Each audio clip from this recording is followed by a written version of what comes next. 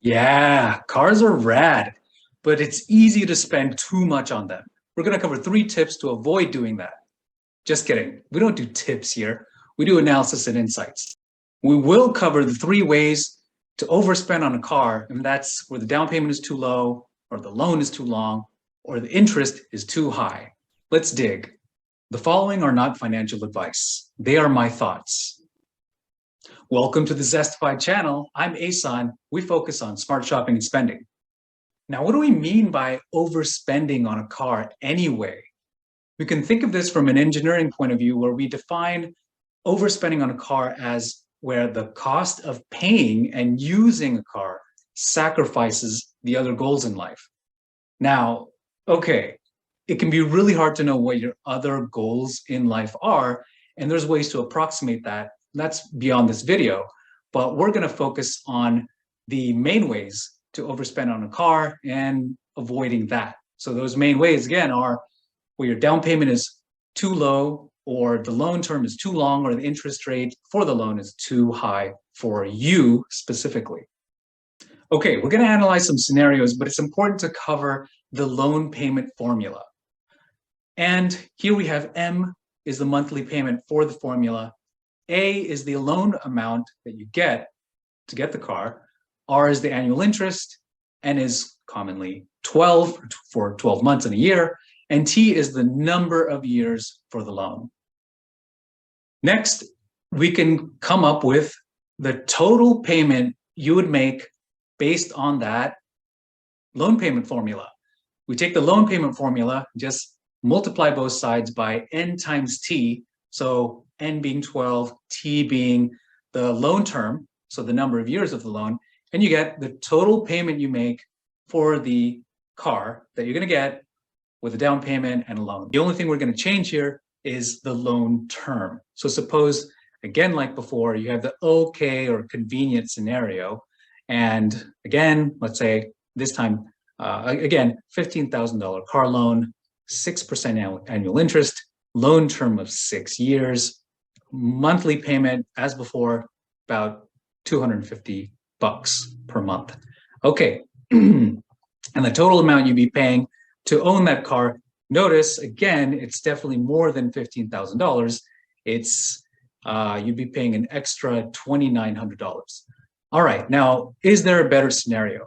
So let's say the only thing we're going to change here is instead of going to, what a lot of people do, just a 6-year car loan, what if you really aim to knock that out in 3 years? Then what? Would there be some savings to you overall? And the answer is yes. So here, notice that instead of paying an extra $2,900 for that car over the life of paying off for that car, 6 years, that basically you'd be paying a lesser amount. You'd be paying a less amount to own that car. And instead of 6 years, it'll be 3 years, and you'd be paying an extra $1,400. So as you can see, comparing these two different scenarios, you'd have a savings of about $1,400. So the way to think about that is, okay, $1,400, basically I'm paying for that car for 3 years. I've saved 3 extra years. Okay, so I've saved 3 extra years. And so one way to think about that is, well, for those 3 years saved, basically you're keeping money in your pocket of $490 per year for those 3 years. Like, imagine what you could do with that money, $490 per year for 3 years, where you don't have to spend extra on that car. So the point is, as before, if you put a higher down payment, you're going to get some savings. If you aim to pay off your car loan shorter, in this case, let's say, instead of a standard 6 years, like a lot of people do, if you aim for 3 years, you're going to get some savings for each of the 3 years. Significant amount. Facts. All right, what if the only thing that you change here is to get a lower rate? So here's where, again, in the convenience situation, you might be thinking, well, I'll just get whatever interest rate that I qualify for, if at a dealer or something, or they run your credit and okay, you get approved for 6% annual interest and it's convenient. You're like, yeah, sure, I'll go for it. But sometimes it might be better to get a different auto loan from a different place, like your own bank or a credit union, and you might qualify for an even better, meaning lower interest rate. So here, the thing that we're changing here in this analysis, in this comparison, is the interest rate. So don't be too surprised if you find a situation where, yeah, the convenient scenario is you get, let's say, I'm making this up here, quite high, but let's say, assuming a fair credit score, you get annual interest of 6% in the convenient scenario where you're just accepting whatever the dealer gives you. But then if you go to a credit union, you might qualify for something better, lower, maybe even 2 percentage points less of, let's say, 4% annual interest. What does that amount to in terms of savings? It amounts to about $1,000 in savings cumulative for those 6 years. So that translates to about, okay, for those 6 years, you basically saved about $167 per year.